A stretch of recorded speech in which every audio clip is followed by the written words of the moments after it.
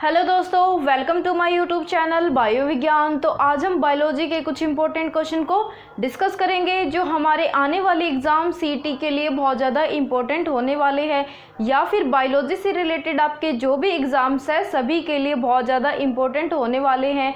तो दोस्तों आज का हमारा सेशन बहुत ज़्यादा इंपॉर्टेंट होने वाला है, तो प्लीज़ सेशन स्टार्ट होने से पहले एक बार आप शेयर ज़रूर कीजिएगा। तो हमारा फर्स्ट क्वेश्चन है, During inspiration the diaphragm is inspiration का मीनिंग होता है सांस को लेना, एक्सपायरेशन का मीनिंग होता है सांस को छोड़ना। तो हम जब भी सांस लेते हैं तो हमारा जो डायफ्राम होता है उसकी पोजीशन क्या होती है। तो सबसे पहले मैं आपको ये बताती हूँ कि डायफ्राम होता क्या है, होता कैसा। ठीक है, ये हमारे लंग्स हो गए। ठीक है, ये हमारे लंग्स हो गए। यहाँ पे होता है हार्ट, ठीक है, लेफ्ट साइड में मैंने कल बताया था आपको। और ये 3 लोब में होता है, राइट वाला 3 लोब में होता है डिवाइड, और लेफ्ट वाला 2 लोब में होता है। तो ये वाली जो पोजीशन होती है ना हमारी, इसको हम डोम शेप डायफ्राम बोलते हैं। ठीक है, जो ये वाला होता है ना उसको बोलेंगे हम डायफ्राम। इसकी पोजीशन कैसी होती है, डोम शेप। ये मैंने जस्ट एग्जांपल के तौर पे आपको बताया है कि आपको ये याद रहे कि डायफ्राम होता कैसा है। तो इसकी शेप कैसी होती है, डोम शेप। तो जब भी हम सांस को लेते हैं, इंस्पायरेशन का मीनिंग होता है सांस को लेना। तो जब भी हम सांस को लेते हैं तो हमारे डायफ्राम की पोजीशन कैसी होती है। तो ऑप्शन नंबर ए है हमारा relax to become dome shape. Option number B है हमारा contract and flat. Option number C है हमारा एक्सपेंड्स। ऑप्शन नंबर डी है हमारा शो नो चेंजेस। तो देखिए, जब भी हम सांस को लेंगे तो डायफ्राम ऊपर की तरफ करेगा, मतलब कॉन्ट्रैक्ट करेगा और फ्लैट होगा। तो हमारा ऑप्शन नंबर बी हमारा करेक्ट आंसर होगा। तो जब भी हम सांस को लेते हैं तो डायफ्राम की पोजीशन कैसी होती है, वो कॉन्ट्रैक्ट करेगा और फ्लैट हो जाएगा। तो ऑप्शन नंबर बी हमारा करेक्ट आंसर होगा।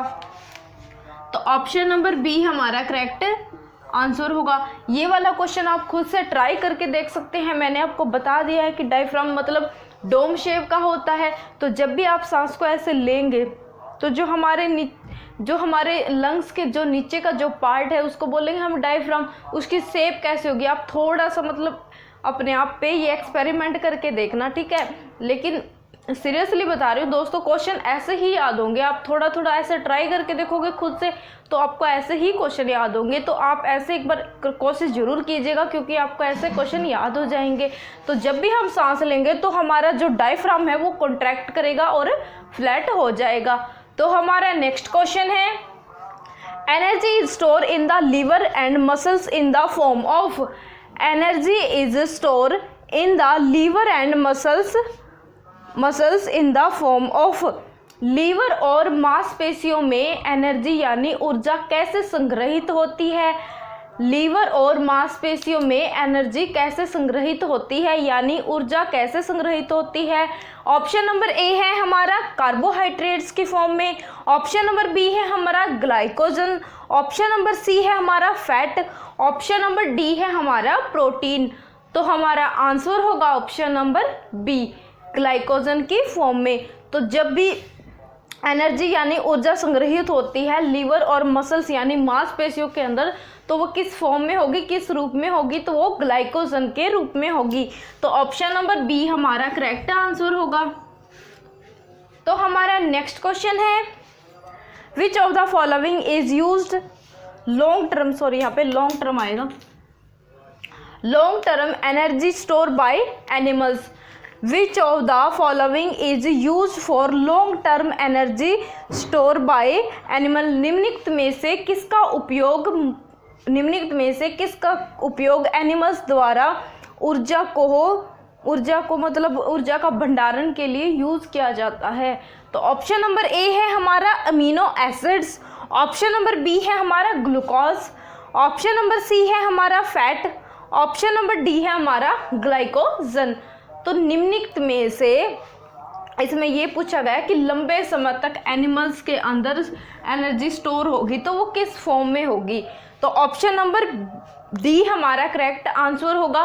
ग्लाइकोजन की फॉर्म में होगी, मैंने अभी अभी आपको ऊपर वाले में बताया है कि ग्लाइकोजन की फॉर्म में होगी, तो इसमें भी ग्लाइकोजन की फॉर्म में होगी। अगर आपको ये नहीं मिलता है कहीं पे तो आप फैट लगा सकते हैं, लेकिन आंसर आएगा ऑप्शन नंबर डी। तो ऑप्शन नंबर डी हमारा करेक्ट आंसर होगा। तो एनिमल्स के अंदर लंबे समय तक एनर्जी किस में स्टोर होगी? ग्लाइकोजन के रूप में। तो हमारा नेक्स्ट क्वेश्चन है, the alveoli of lungs are lined by. The alveoli of lungs are lined by. फेफड़ों के अंदर जो हमारी एल्वोलाई होती है, मैंने कल आपको बताया था कि वो बैग शेप की होती है, ठीक है, वो कुछ इस तरह से दिखती है, ऐसे कुछ दिखती है, ठीक है। तो इसके अंदर जो लेयर होती है, वो अंदर ये वाली जो लेयर होती है वो किसकी बनी होती है? इस लेयर का नाम क्या होता है? इस क्वेश्चन में यह पूछा गया है कि इस लेयर का, इसके अंदर जो एग्जाम्पल के तौर पे लगाइए झिल्ली होती है, उसका नाम क्या होता है? तो ऑप्शन नंबर ए है हमारा simple epithelium, option number B है हमारा squamous epithelium, option number C है हमारा cuboidal epithelium, option number D है हमारा कोलुमनार एपिथेलियम।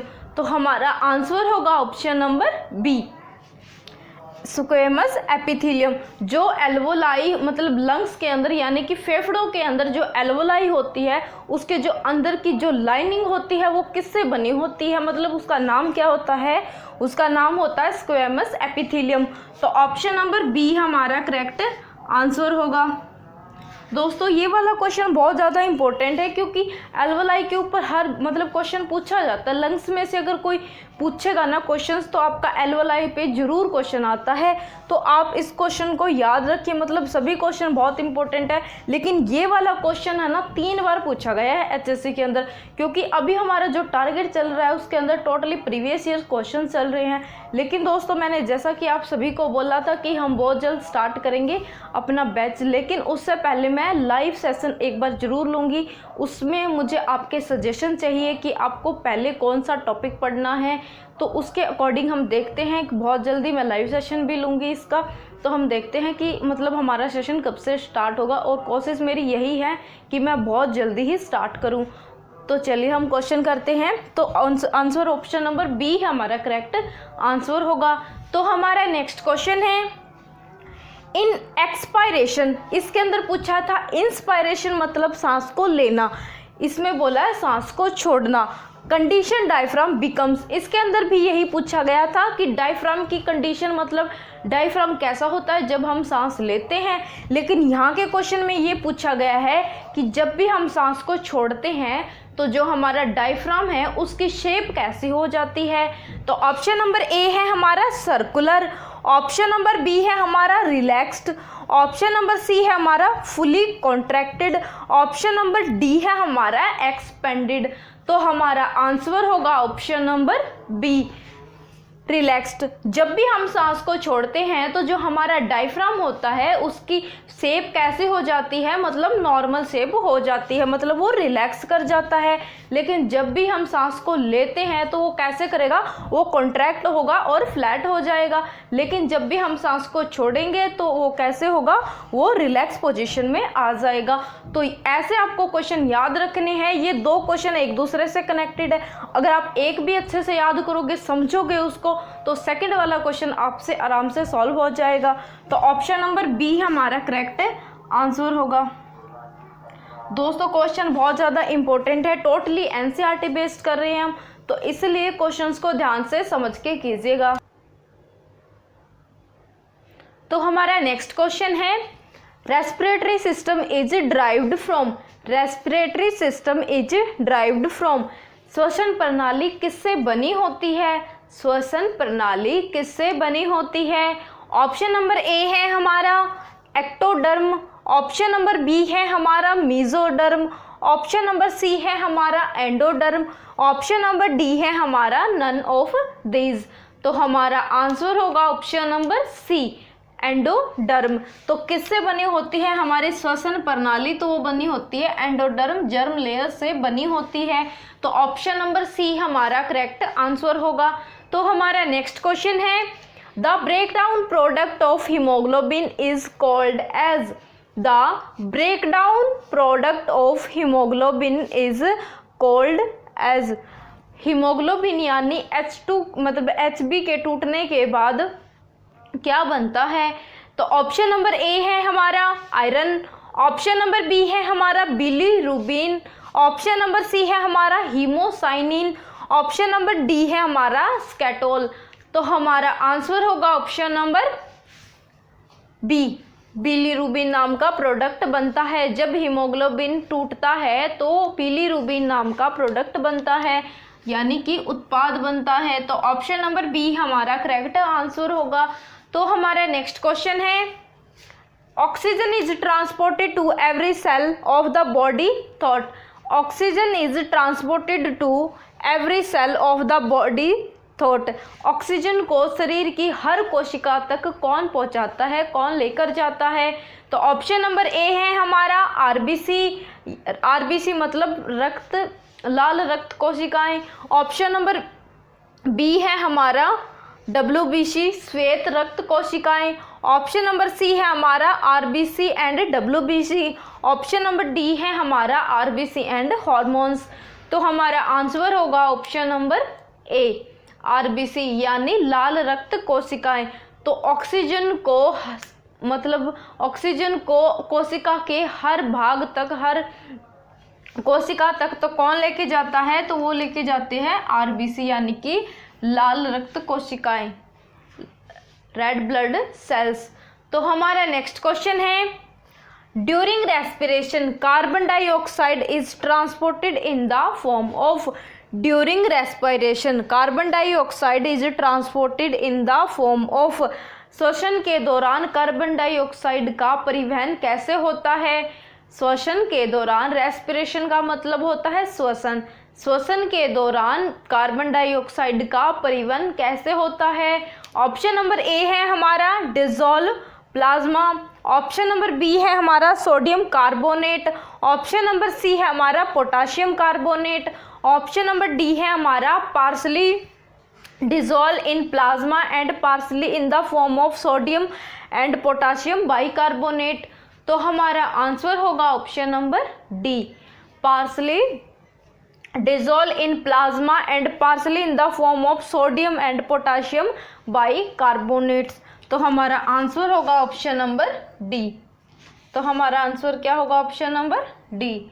दोस्तों ये वाला क्वेश्चन बहुत ज़्यादा इंपॉर्टेंट है, क्योंकि थोड़ी सी आपको स्टेटमेंट बड़ी दिख गई है ना, तो इसलिए आपको ये लगेगा कि ये तो हमें समझ भी नहीं आएगा, लेकिन ऐसा कुछ भी नहीं है। क्वेश्चन बिल्कुल इजी है, बिल्कुल सारे मतलब कॉन्सेप्चुअल है। अगर आप करोगे तो मतलब आपको सारे क्वेश्चन याद हो जाएंगे। टोटली प्रीवियस ईयर्स क्वेश्चन है, टोटली एनसीईआरटी बेस्ड क्वेश्चन है। तो प्लीज़ दोस्तों क्वेश्चंस को समझिएगा। तो हमारा नेक्स्ट क्वेश्चन है, carbon dioxide is dissolve in haemoglobin or blood plasma is. Carbon dioxide is dissolve in haemoglobin or blood plasma is.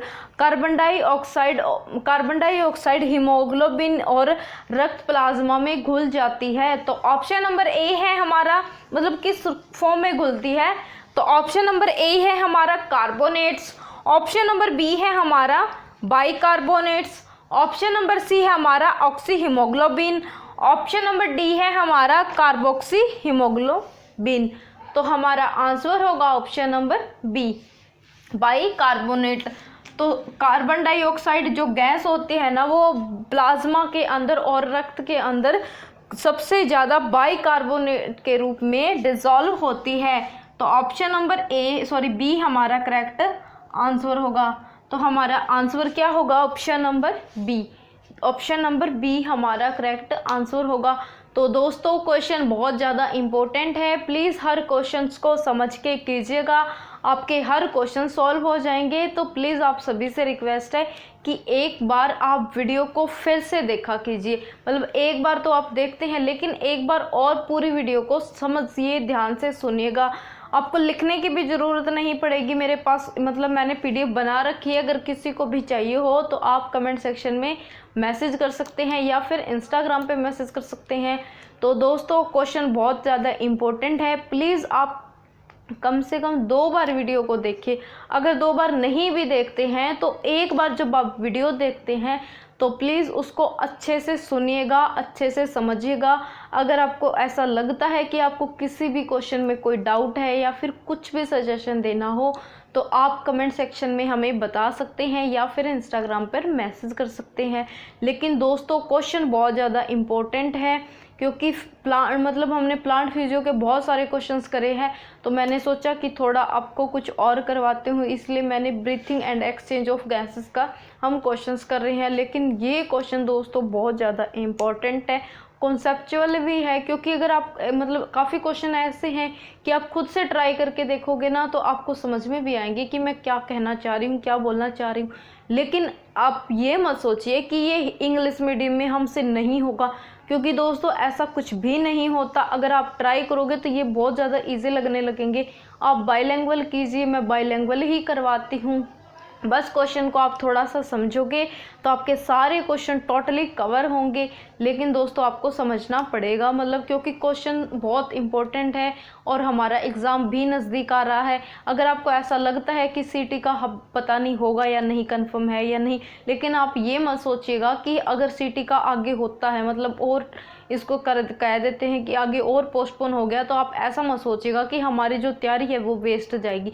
क्योंकि और भी बहुत सारे फॉर्म निकलते हैं, जैसे अब दिल्ली पुलिस के भी निकले हुए हैं शायद, निकले थे पीछे, तो उसके भी अब एग्ज़ाम आने वाले हैं, तो उसकी भी आप तैयारी कर सकते हैं। उनको भी आप ये सोचिए कि अगर क्योंकि क्वेश्चन बायोलॉजी के ना हर एग्ज़ाम में पूछे जाते हैं, किसी में थोड़ा पोर्शन ज़्यादा आता है, किसी में कम आता है। जैसा आपने देखा होगा कि रेलवे के अंदर कम से कम 30 से 35 क्वेश्चन आए हुए थे बायोलॉजी के। आप सभी बायोलॉजी के नहीं, टोटली साइंस के थे, जिसमें से बायो का पोर्शन थोड़ा ज़्यादा होता है, तो आते हैं ऐसे ही दोस्तों क्वेश्चन। आप प्लीज़ क्वेश्चंस को समझिएगा और ध्यान से कीजिएगा। हम आपके लिए बैच भी लेके आ रहे हैं, बहुत जल्दी हमारा स्टार्ट होने वाला है। लेकिन उससे पहले मैं एक लाइव सेशन लेना चाहती हूँ, आपसे थोड़ी बातें करनी है, डिस्कशन करना है, तो मैं वो भी बहुत जल्दी करने वाली हूँ। लेकिन दोस्तों आपको सभी को मेरा सपोर्ट करना होगा, क्योंकि मैं सिर्फ आपके लिए ही लाइव सेशन आपके लिए ही क्लासेस का शेड्यूल कर रही हूँ तैयार, तो आपको भी थोड़ा सपोर्ट करना पड़ेगा। आप हमारे चैनल को सब्सक्राइब कीजिएगा और अपने सभी दोस्तों में, फैमिली मेम्बर्स में शेयर ज़रूर कीजिएगा। तो दोस्तों आज का हमारा सेशन यहीं पे समाप्त होता है। अगर आपको हमारी वीडियो अच्छी लगे तो please like, share, comment and please do subscribe. Thank you for watching.